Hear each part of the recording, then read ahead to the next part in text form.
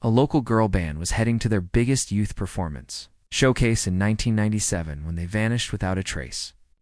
For decades, no one knew what really happened until one of their mothers opened an old box and spotted a haunting detail in a photo that changed everything. It was supposed to be the biggest weekend of their lives. 5 teenage girls, Rory, Jasmine, Delea, Tasha, and all members of a rising small-town girl band called Harmony Echo, were scheduled to perform at the Regional Youth Showcase in Greenville, a mid-sized city 2 hours away. They had been practicing. For months, local news had covered them, and their school had helped sponsor the trip. The girls had even designed their own matching stage outfits, navy and white polos with silver pins and headbands. The girls were between 14 and 15 years old. Most had known each other since childhood. Rory was the group's lead singer, calm, grounded, and rarely emotional. Jasmine played keyboard and always wore a jacket with patches she'd sewn herself. Elie was shy but powerful when she drummed. Tasha and Elle harmonized perfectly and rarely appeared apart, even outside rehearsals. They left for Greenville on a Friday morning in early September, escorted by their band manager, Lillian Brooks, and assistant coach, Dean Harwood. Both were well-known and respected in the community. Lillian had managed youth art programs for years, and Dean had worked part-time at the high school, helping coordinate travel and instruments. Everything seemed normal. They stopped once for lunch on the way. One of the girls texted her mom a photo of the van parked beside a roadside diner. A dad later remembered getting a brief call saying they were just an hour out. They were expected to arrive at the Greenville Art Center around 3 p.m., but no one ever saw them again. By sunset, concern began to stir among the families. Mother Laura called Lillian's phone. No answer. Delea's parents called the hotel where the group was supposed to stay. The receptionist said they hadn't checked in. At first, everyone assumed delays, a wrong turn, or car trouble. By nightfall, panic had set in. The police were called, and by midnight, an alert was issued. The van, a white Ford Econoline with a Harmony Echo magnet on the side, had not been seen anywhere between their last confirmed location and Greenville. The weeks that followed, no trace of the van, the girls, or the adults was found. No skid marks, no 911 calls, no traffic cams showed the van past the last gas station stop. A statewide search was launched. Drones scanned the woods along the highway, volunteers combed trails and rivers, helicopters flew over rural bypasses. Nothing. Their instruments, a keyboard, a folding drum kit, a mic case with Rory's name were never recovered. Their cell signals had all cut off at once, roughly around 1:57 p.m., halfway through the drive. Rumors began quickly: abduction, accident, runaways, even fanatical cult involvement. But none held water. There was no evidence of wrongdoing from Lillian or Dean. Both had clean records. And none of the girls had shown signs of wanting to disappear. The community held candlelight vigils. Songs they'd recorded at rehearsal circulated online and on local radio, but the search slowly faded by the second year. The story had gone cold. Laura, Rory's mom, never gave up. She kept every photo, every flyer, every letter, she wrote, to newspapers and TV shows, and attended every annual memorial, even when only a few families still came. But it wasn't until nearly 27 years later, in early spring 2024, that something would finally resurface. Laura had been cleaning out a closet in the attic, sorting through labeled bins she hadn't touched in decades. One was marked Rory Band Tour, 1997. Inside were small keepsakes, an old backstage pass, lyric sheets, a set list on crumpled printer paper, a broken headphone cable, and, at the very bottom, tucked behind a piece of folded cloth, a photo she hadn't seen in over 2 decades. It was a candid picture taken right before they left, showing all 5 girls standing beside the van. Lillian and Dean were off to the side, smiling. Rory was holding a tambourine, her eyes squinting. Slightly in the sun, Laura held it up to the light, and that's when she noticed something: a man in the far background. Standing behind the van, just barely visible in the shadow of the building, he wasn't part of the band or the staff. blinked. She had never seen him before, and now she couldn't unsee him. The detail was so faint, so easy to miss, but it would become the beginning of an unraveling she wasn't prepared for. Why was he looking directly at the camera? Laura didn't say anything at first. She sat at the kitchen table with the photo resting flat on a dish towel, as if it were too fragile to touch directly. She stared at the background figure, zoomed in with her phone camera, then went over it again with a magnifying glass. Her heart was pounding, not from panic but from something else, the kind of pulse that comes with disbelief forcing itself into reality. The man in the photo wasn't sharp. His outline bled slightly into the beige siding of the building behind the van, but his presence was clear enough. He was standing still, arms tucked close to his body, dressed in something dark. He wasn't moving, and his head was turned not toward the group, but toward the camera. Laura hadn't taken the photo. She believed it might have been snapped by Delea's mom, Anna, who had a cheap Kodak camera and was known for capturing one last picture at every gathering. But that didn't explain how this specific print ended up buried in her attic bin. Caught her most was his posture, calm, calculated, almost rehearsed. He wasn't surprised to be in frame or smiling like someone accidentally caught mid-wave. He was just there, watching. She scanned every inch of the man's figure. No visible badge, no instruments, not a parent, not a friend. He wasn't leaning on anything and didn't appear to be part of the group's activity at all. Something else was bothering her, a tiny speck on the edge of the photo, just to the left of his waist. She tilted it toward the light. It was a corner of what looked like a second vehicle, barely visible, just a slice of deep green metal and part of a fender. It wasn't the band's white van, something else, parked across the lot that no one had ever mentioned. Had there been another vehicle there that day? Had anyone ever asked? By noon that same day, Laura had scanned the photo, enhanced it on her laptop, and printed 3 high-resolution copies. Then she made a list.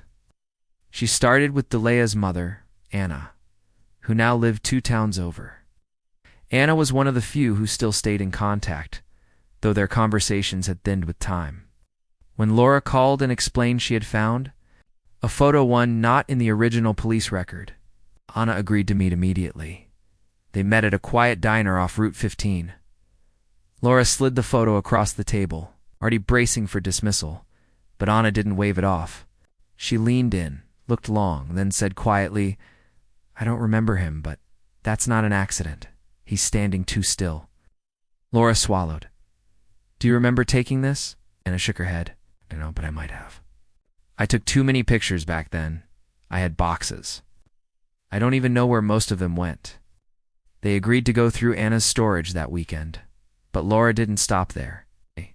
She spent the next 2 days contacting every family she could still reach. Tasha's older brother, Jasmine's aunt, Elle's dad. She asked them all the same thing. "Do you remember anyone else being there that morning? Do you have any photos from before the trip?" Most said no. Few promised to check. But by the end of the 3rd day, one person called back. Michael Pute, Rory's childhood neighbor and family friend, who had been 17 at the time, said something that made her heart freeze. "I didn't tell anyone this, but back then, I remember seeing a green sedan parked across the street, not close to the van, just sort of waiting. I only noticed it because it stayed there after the van pulled away. I remember thinking that it was weird." Laura paused. "You're sure it was green?" Didn't hesitate. Dark green like pine. It matched the faint fender in the photo. That night, Laura brought the image to the sheriff's office. The receptionist asked her to sit. A detective came out 20 minutes later. A man in his 50s who barely looked up from the copy she'd handed him. "I think this figure in the background, he's not in any official photo we saw during the 1997 investigation," she said. "He's looking at the camera, and I think he was following them." The detective glanced up. "You're sure this is a new photo? I found it in Rory's old box. I'd never seen it before." He took the copy and disappeared behind the secure door.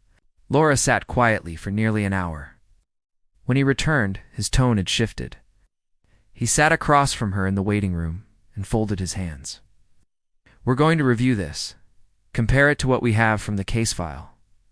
He hesitated. You said it was in a private collection, not submitted back then? That's right. He nodded again, slower this time. And that means someone either withheld it or never realized what they had. What Laura didn't know yet, what no one did, is that this photo would turn out to be the missing piece investigators had never known to look for. Because the man in the background wasn't a stranger to law enforcement. He had surfaced once. Before, years ago, under a different name, and when his photo was finally matched to an old faded booking image from 1983, the entire case was flipped on its head. The background figure from the photo was officially submitted to the department's Cold Case Division by the following Monday.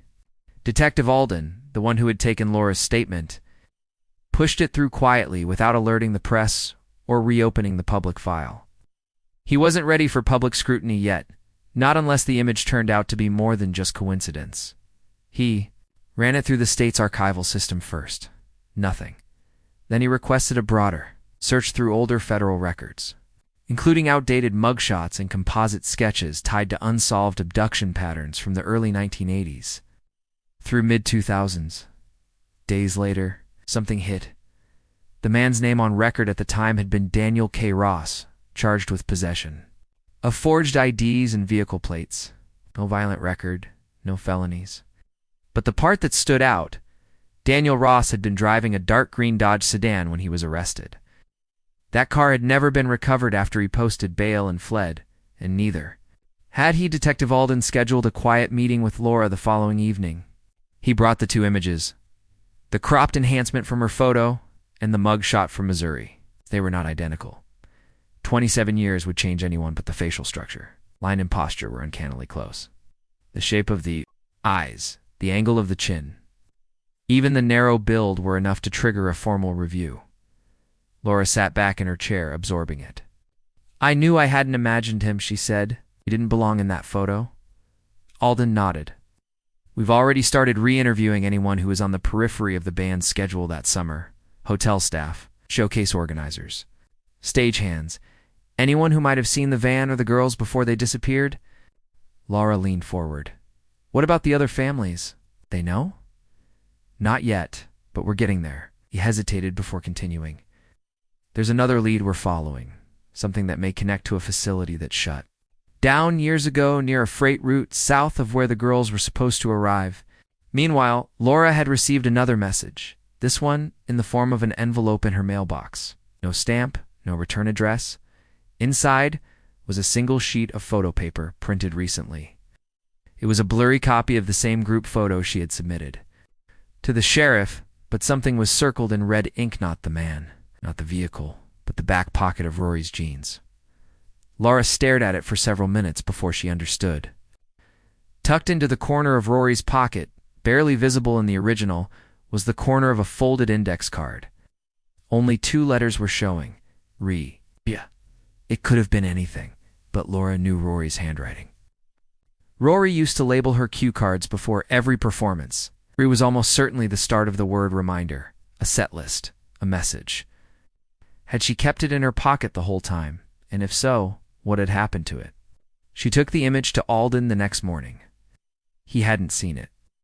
His team hadn't sent it, and no one in the office knew where it had come from, which meant someone had gotten into Laura's mailbox, and that person wanted her to look at that card, not the van, not the man, just that tiny card corner sticking out of Rory's pocket. That night, Laura went back to the attic and reopened the bin labeled Rory Bantor, 1997.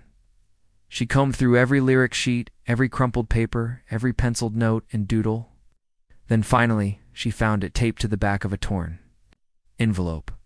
A blank index card, slightly yellowed with age. On the back, faint and faded, barely legible in graphite pencil, was the line, RE12. Call if something's off, that's all. No number, no initials, no date. Just that line, and the realization hit her.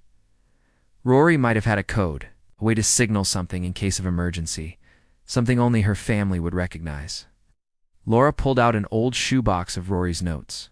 From junior high, sure enough, buried among the practice sheets, she found another. RE1, Forgot my key again. Lol. RE6. Coach is late again. Not my fault. RE12. Too weird today. People watching. Her heart nearly stopped. RE12 wasn't random. It was Rory's shorthand for something's wrong. Laura called Alden immediately. They now had confirmation. Rory may have known something felt off on the day they vanished, and she may have tried, in her own coded way, to leave a trail behind. The discovery of Rory's coded index card, RE12, changed the entire direction of the investigation. Detective Alden had it analyzed for fingerprints, paper fibers, even pressure patterns in the graphite. Nothing conclusive turned up. The print had faded too much over time, but context mattered more than forensics here. The message wasn't an accident. Rory had carried a warning the day she disappeared, and for 27 years, it had sat unnoticed in a bin at the back of her mother's attic. She was trying to say something, Laura repeated to Alden during their meeting. She felt it. She knew something was wrong. Alden nodded. And if she knew, maybe the others did too.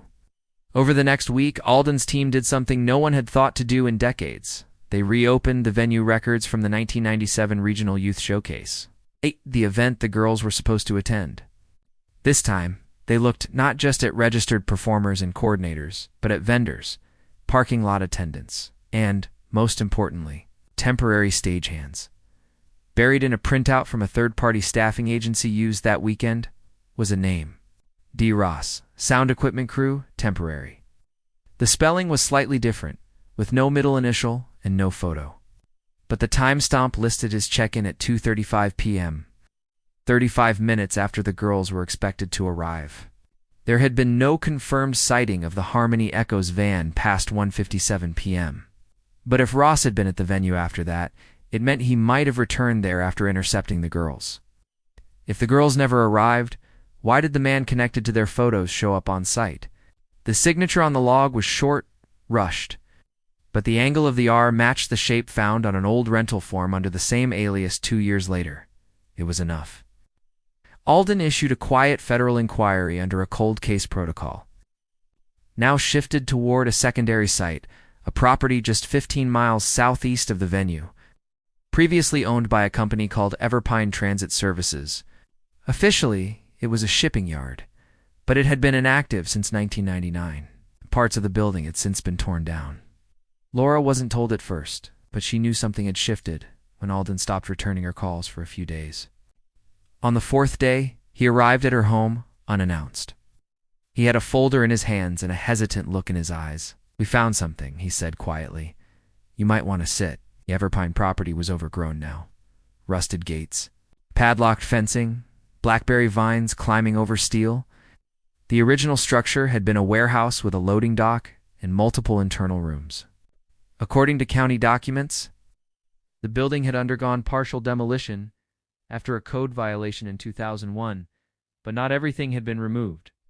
Behind the back loading platform was a sealed sublevel that had never been recorded in the original. Floor plans. A false wall had been erected, with concrete poured hastily and poorly. It had cracked from winter frost years ago, but no one had ever gone back to inspect it until now. The team brought in a ground-penetrating radar unit. Behind the wall was a chamber roughly the size of a studio apartment.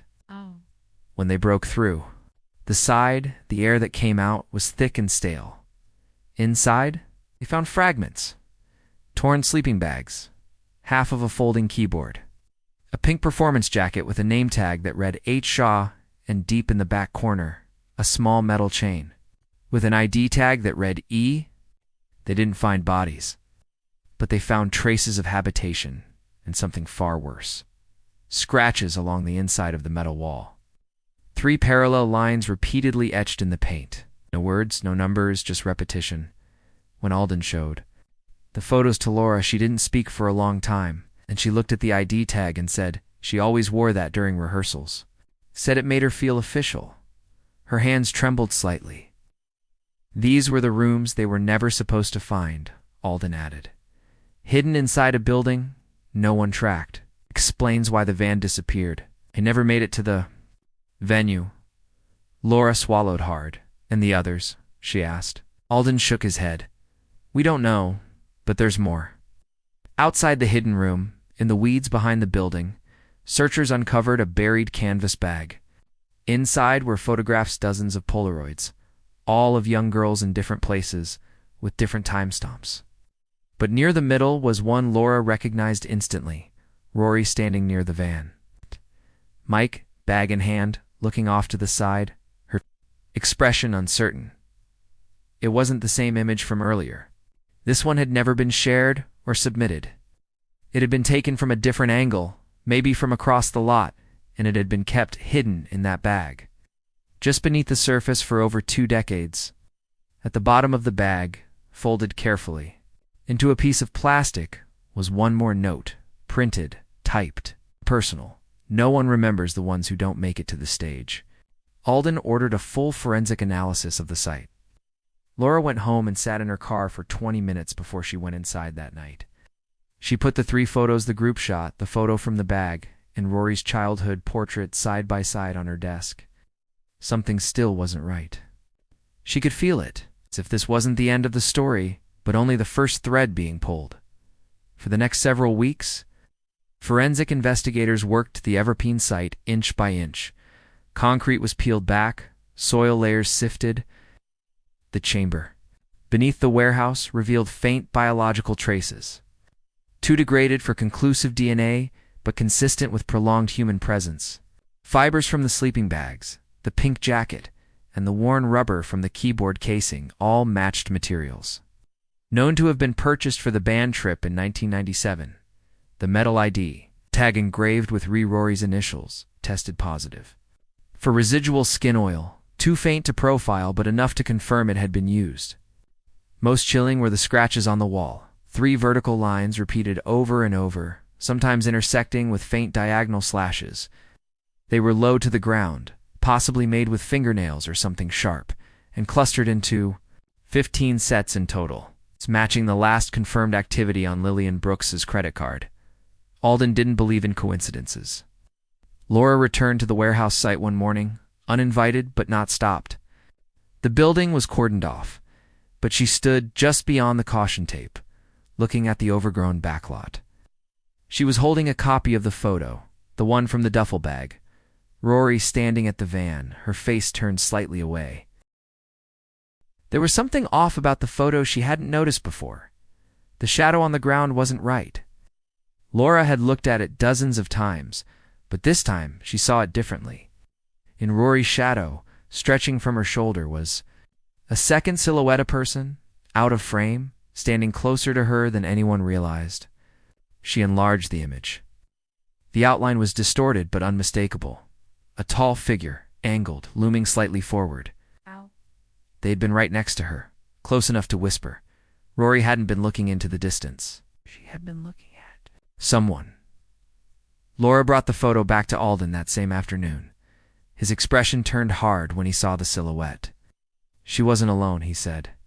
Someone was already near them before they even left. Then the plan started earlier than we thought, Laura replied. It wasn't a roadside ambush. It was coordinated. Alden agreed and shared what the team had discovered in the buried photographs. Many were of other girls unknown, standing near vans, buses, or motels. The timestamps were inconsistent, but one pattern began to emerge. All the locations were transit-related dressed stops. Parking lots, venue drop-off zones, and each photo was taken from a distance, like surveillance or selection. One investigator, specialist in behavioral tracking, proposed a chilling theory. Whoever did this may have been running a circuit, following local youth events, musical showcases, and school trips, watching for patterns, for opportunities. The photos were trophies, proof of tracking, but also planning. One name kept circling back. Lillian Brooks, the band manager respected in the community, the clean background check. But Alden couldn't ignore an odd detail buried in the travel. Logs from 1997, when they examined fuel receipts and phone records tied to Lillian's vehicle, they found something strange. The gas station she claimed they stopped at, where Tasha texted her dad, had no surveillance footage from that day, not because it didn't exist, but because it had been manually erased. the station had recorded over its hard drives after a break in the week after the girls disappeared. The only day missing was that Friday. Even stranger, the phone number Lillian used to call the showcase venue to confirm their arrival time was traced to a burner phone. She hadn't called from her own phone. That detail had gone unnoticed for decades now. It raised a terrifying possibility. Laura pushed for access to Lillian's background. Alden hesitated at first, citing legal restraints, but eventually, with quiet pressure from the DA's cold case division, old employment records were pulled. Lillian had worked briefly in youth correctional transport in the mid-1980s, a temporary role for just a few months, with no disciplinary records. But one name stood out on the rosters: Daniel Ross, the same alias from the 1983 arrest. Hired as a driver, released after 2 months, had worked in the same facility during overlapping weeks they had known each other. Laura sat quietly as Alden read her the timeline. Lillian and Ross had crossed paths 12 years before the disappearance. Nothing tied them directly together since, but now it looked like they had been in this together. "What does that mean for the girls?" Laura asked. Alden didn't answer right away. Then he said, "It means they weren't taken by strangers.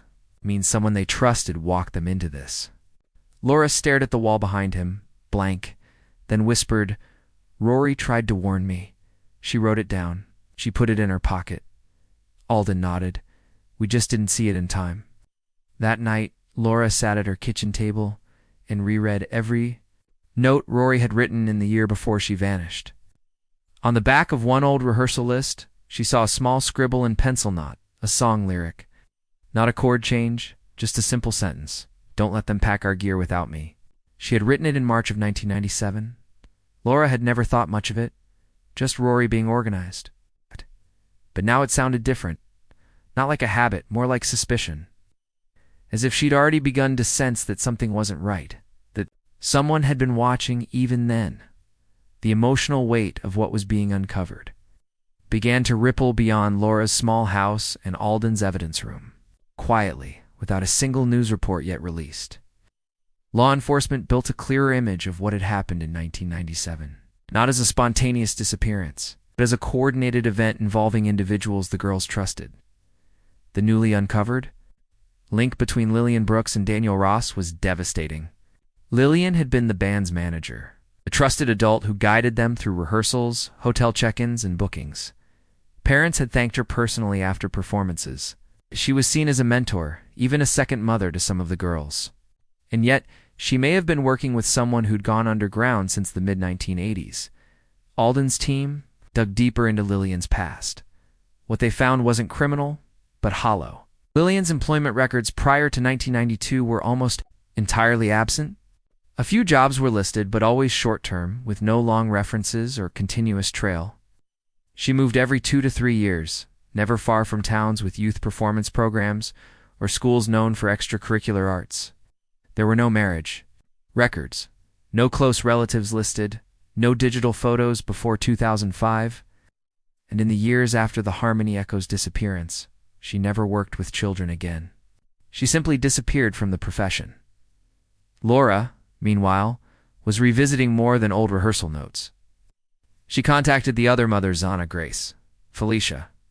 Some didn't pick up. Others were cautious. Time had pushed them into different versions of healing or retreat. But when Laura told them what Alden's team had found, few agreed to meet again. They gathered around her kitchen table on a Friday afternoon in early spring. Staring at the copies of the photo, the ID tag, and the photos recovered from the ATS, buried duffel bag. Anna's hands trembled as she picked up the image of her daughter Delea, standing near the van. Her hair was pulled back. She looked tired, but smiled for whoever was holding the camera. "She looks worried," Anna said softly. That wasn't how she smiled at home. Grace leaned over and said, "Look at her left arm." Laura tilted. The print. There was a small, round bruise near Delia's elbow, barely visible. The photo was blurry, the lighting imperfect, but once you saw it, it was impossible to ignore. "She must have fallen," Felicia whispered, but none of them believed that. Not anymore. Meanwhile, Alden received a call from a contact in the records department of the Department of Transportation. They had reviewed vehicle registrations tied to the alias Daniel Ross. One of them, a green Dodge sedan, had been re-registered in 1996 under a new name, David Kenmore. The address listed was an abandoned rural property 40 minutes from the original warehouse site. When officers went to investigate, they found no building left standing but underground. Hidden beneath a false drainage cover, they found a rusted metal container wrapped in tarp and buried deep. Inside were more photographs, dozens. Most were of young performers, not just girls, standing backstage, riding in vans, or rehearsing on gymnasium floors. Most of the images had been taken from a distance. Each had a number written on the back, just a number. No names, no locations. Among them, one stood out. This time, it was a photo of Rory and Delia during a rehearsal, seated on a bench with microphones in their hands, their stage jackets hanging behind them. The photo had never been taken by a parent. It hadn't been shared. This one was taken from outside a window through a screen. The number written on the back, 15, confirmed. Alden muttered under his breath as he filed the photo. Laura didn't need to ask. She already knew it meant they'd been chosen marked. None of the parents had any idea. Later that night, Laura sat alone with Rory's sketchpad. It's one of the few things she had kept in a separate drawer, not archived or packed away. On the back page, there was a song draft. A silly thing Rory and Jasmine had written together, full of inside jokes, but next to it, in tiny pencil, circled, was the date 12. Watch who loads the gear. It read, Laura traced the number. It matched the RE12 note from before. She flipped back through Rory's notes and found a packing list marked April 12, 1997. The final weekend rehearsal before the showcase. That's when she remembered, during that rehearsal, Lillian had insisted she load the equipment herself, saying the girls needed to focus on their performance. No one had thought much of it. Now it felt like the beginning of the end. Alden had one last detail to share with her. Brought it to her in a sealed evidence envelope. It was a music sheet, torn, water-stained, but legible, recovered from beneath the subfloor of the warehouse. It was one of the band's original songs, scribbled in Jasmine's handwriting. In the margin, in pencil, was a single word. Why? Laura folded the paper back up slowly, hands trembling. At. Not just because she knew who had written it, but because the word wasn't a lyric, it was a question left behind where someone might one day find it. The investigation, once cold for nearly 3 decades, was now on fire behind closed doors. The growing file on Lillian Brooks and Daniel Ross, a.k.a. David Kenmore, painted a chilling timeline. Suspected operation that had likely targeted more than just the 5 girls from Harmony Echo. But despite everything the investigators were now uncovering, there was still no definitive answer to the only question that mattered to the families. Were any of the girls still alive? The buried items, the photos, the hidden chamber, they all confirmed captivity. Surveillance, planning, but not death and not survival either. No remains had ever been found. No DNA trail confirmed. No communications from any of the girls since the day they vanished. Which is why, when an anonymous voicemail landed in Laura's inbox late one night, her hands shook so badly she nearly dropped her phone. The call came from a blocked number. The voice was altered, filtered through static, but it was female, quiet, controlled. Check 204E Greenville Rental Storage. Unit still active, used cash for years, then silence. That was it. Number, name, no return number, just a location. Laura played it 3 times before calling Alden. He didn't hesitate. By sunrise, detectives had the paperwork drafted, and a judge signed off on access to the unit in question. Storage Unit 204E, at a lot just outside Greenville, not far from the original showcase venue. The rental had been opened in 1998, 1 year after the girls disappeared. The name on file was David K. Marlowe, with no digital signature and cash payments logged every 6 months, saw of it low profile. Unremarkable until now. When they cut the lock and raised the door, the fluorescent lights flickered on overhead. What they found inside stopped them cold. It wasn't what they expected. There were no trophies, no personal belongings, no disturbing wall photos or IDs. Instead, the storage unit was lined with dozens of plastic file boxes, each labeled by year and region. Inside the boxes were performance programs, school choir schedules, bus routes, background checks, emergency contact forms, and stamped rosters. From dozens of small-town music groups going back to 1994, some were familiar. Alden recognized at least 3 groups who'd performed in Greenville over the years, but then Laura stepped forward and pulled a file labeled H Priority Spring 1997.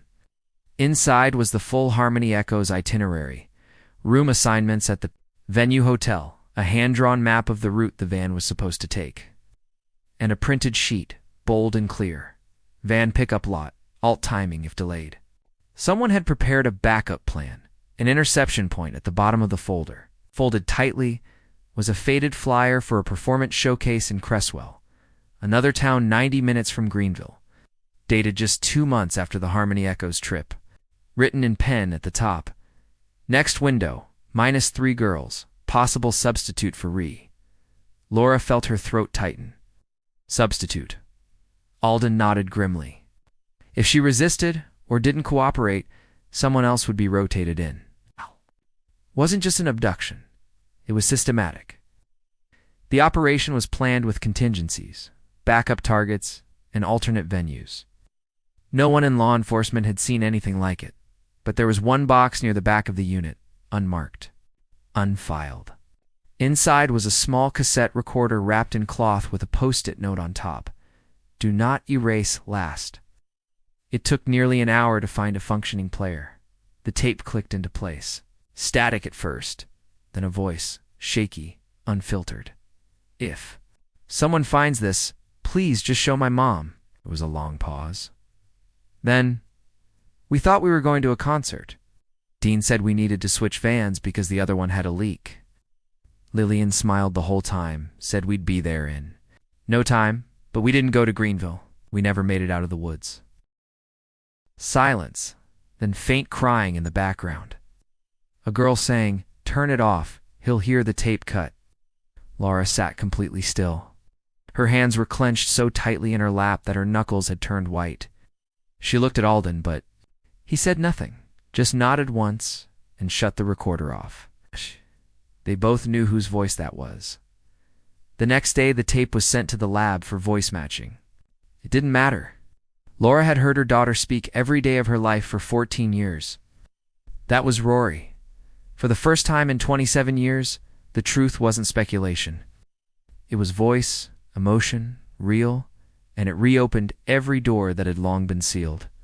The story was no longer about a disappearance. Now it was a cover-up. Someone out there still knew more. Within 48 hours of recovering the cassette recording, the investigation entered a new phase, one no longer bound by assumption, but propelled by evidence. The voice on the tape was authenticated. Forensic audio specialists compared it to a preserved voicemail Rory had left her mother a week before the band trip. The match came back with a 97% probability. More than enough for law enforcement to reclassify the case from presumed deceased to missing presumed captive. That changed everything. Alden called Laura before the media could get hold of it. His voice was firm, but his tone had urgency. She was alive after the van left, he said. We're treating this like a delayed response case. You need to prepare. But prepare for what? The logistics came quickly. Federal teams were brought in. The FBI's Behavioral Analysis Unit, forensic linguists, victim recovery experts.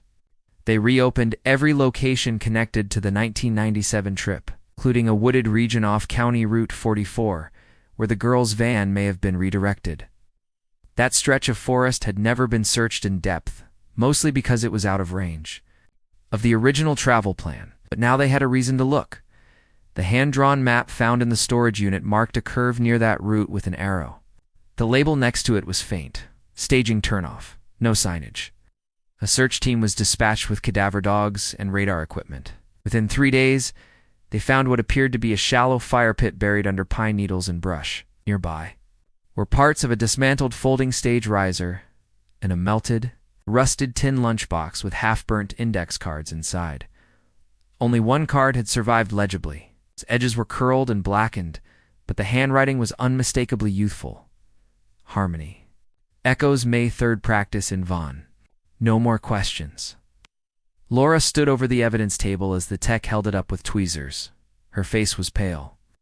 "This is Jasmine's handwriting," she whispered. "She always used exclamation marks that way." The card was cataloged and sealed. Alden didn't argue. Then something unexpected happened. A call came in from a retired postal worker in southern Ohio. He had seen the news reports that the Harmony Echoes case had been reopened and said something odd came to mind. Something he hadn't thought about in years. Back in 2004, he said, a plain white envelope had been returned to their post office, marked undeliverable. It had no return address, no proper stamp, and no city listed, just Laura R. Michigan written on the front in ballpoint. It had been set aside and lost mail for months before being shredded with other unclaimed items. But the worker had kept a photocopy of the envelope, something he did with unusually marked mail for training purposes. He faxed it to the department. There, in faded blue ink, was the unmistakable handwriting. "Mom, I'm still here." Timing made sense. 2004 would have marked 7 years since the girls vanished. Maybe someone had managed to escape. Maybe it had been intercepted. Maybe it was sent by someone else who knew. But even more haunting was what it implied. At least one girl may have survived in captivity for years after the world gave up on them, while law enforcement ramped up field searches. Laura found herself pulled deeper into memory. She began revisiting old home videos, ones she hadn't watched in over a decade, not for clues but for familiarity, to remember Rory's expressions, her laughter, the little moments no one else had noticed. And that's when she saw something she hadn't remembered, in a 1996 video. Taken at a small-town summer fair where the band had performed, Rory was sitting with Lillian at a picnic table. Dean was walking behind them, carrying a box of cables. The camcorder panned across them briefly, then focused briefly on Jasmine and Elle playing with their microphones. But just before the shot moved, Lillian leaned over and whispered something to Rory. Rory's smile faded. She looked straight ahead, then looked directly into the camera, just for a second, like she knew, like she saw the lens, and wanted someone to see her. Laura froze the frame. She was asking for help. She said out loud to no one. That expression, subtle, quick, but unmistakable, was not one of joy. It was a quiet alarm. And now, nearly 3 decades later, someone had finally noticed. Alden arranged for the footage to be digitally enhanced and compared to other known interactions between the girls and Lillian. The more they watched, the clearer it became. The girls may have suspected something long before the trip, but they didn't know how to say it or who would believe them. They had trusted the wrong people. And Rory, always the careful one, had been trying, in small, quiet ways, to leave breadcrumbs no one picked up until now. One final revelation came that week. An audio technician cleaning the cassette player found a second tape wedged inside the lining of the battery compartment, told, bent but intact. On it was nothing but sound, ambient, eerie, faint creaking, shifting. A voice whispered a name, Elle, then silence. Then someone, a different voice, clearly angry, said, "Don't say their names." Then the tape cut out. The timestamp. Etched onto the cassette was June 11th, 1997, a full 2 months after the girls were declared gone by now. The Harmony Echoes case had grown far beyond the quiet obsession of one grieving mother. Federal agents were working daily alongside local authorities. Full timeline was reconstructed. Archival footage, old photos, personal letters, everything was cataloged into an evolving digital profile designed not only to trace the girls' last known movements, but to understand how their vanishing was made invisible. The disturbing part wasn't just how well the operation had been executed, it was how ordinary it looked from the outside. The tape found inside the cassette recorder's battery panel, the one that captured a voice whispering Elle, followed by the order not to say their names, had been cleaned and enhanced. The result was chilling. The second voice, deeper, Controlled matched early recordings of Dean Harwood, the band's assistant coach. Alden didn't want to believe it. Dean had seemed distant, yes, but never predatory, not overtly involved, and he had vanished along with the girls. His name had long been grouped with the presumed victims. But now it seemed far more likely that Dean hadn't been taken with them. He had gone willingly and perhaps helped orchestrate it. There was one more breakthrough, final puzzle piece that came, as many had by accident. A hotel keycard log from the Greenville venue filled out in 1997 was rediscovered. The form listed 7 names, 1 for Lillian, 1 for Dean, and 1 each for Rory. Jasmine, Delia, Tasha, and Elle. That was 7 names. But only 6 keys had been distributed. The handwriting was specific. Only issue 6 total. Pair girls 2. Per room. Dean will manage second adult access. It seemed normal at first glance. Maybe just a sharing arrangement. But the records from the hotel check-in, previously dismissed as unreliable due to poor filing, included a handwritten receipt from the front desk clerk. Man insisted keys go directly to him. Said girls wouldn't need to check in. He'd handle them. And at the bottom, green Dodge parked in loading zone. No plates. That note had never been logged into the official report. Clerk had written it on a sticky note and left it inside the guest logbook binder. It had stayed there for years until the hotel digitized its files. Now it was a critical detail. A green Dodge, matching the make and model, tied to Daniel Ross. A car no one had officially seen until now. Meanwhile, Laura received another envelope in her mailbox. No stamp, just a name printed in neat handwriting for L. Richards. Inside was a single photograph, a blurry Polaroid. It showed what looked like the inside of a camper van. Tacked to the wall were old posters from a 1997 youth concert. A Harmony Echo sticker and a child's drawing, faded and curled at the corners. But what made Laura's breath catch was what was taped beneath it. As SLIS handwritten in Rory's script, the last line was underlined 3 times.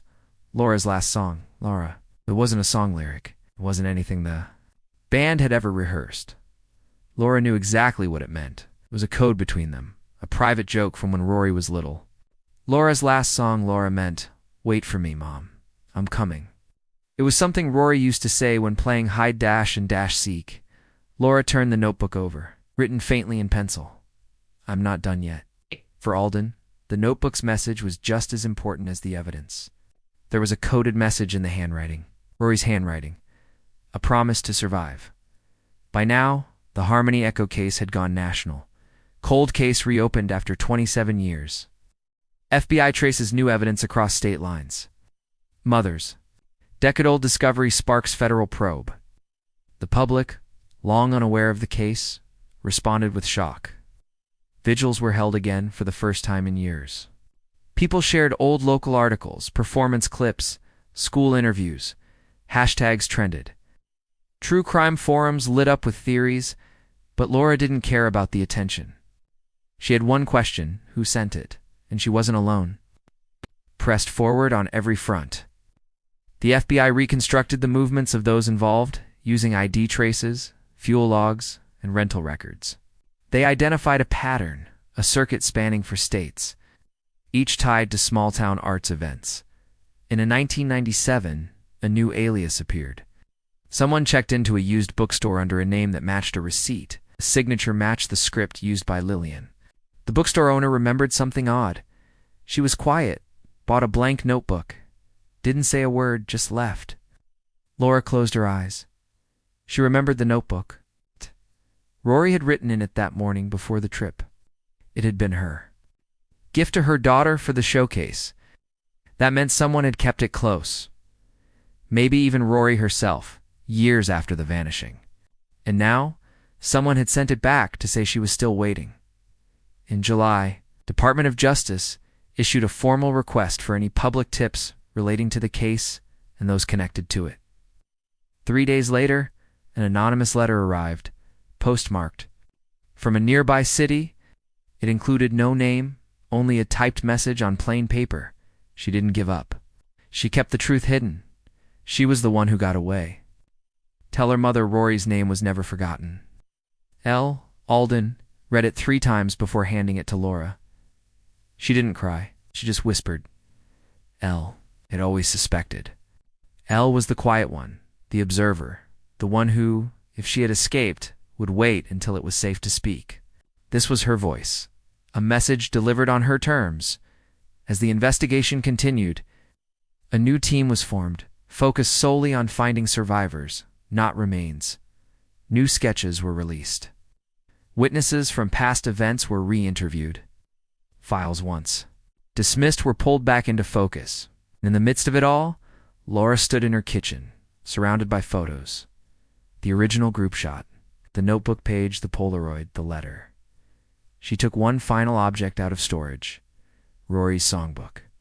On the last page, after all the crossed-out lyrics and chord ideas, was a doodle of flower, half colored in. Next to it, written faintly, "Keep singing till the last note." Laura framed the page, not to remember the past, but to hold on to. The hope that someone, maybe Rory, maybe one of the others, was still out there, still waiting for the last note.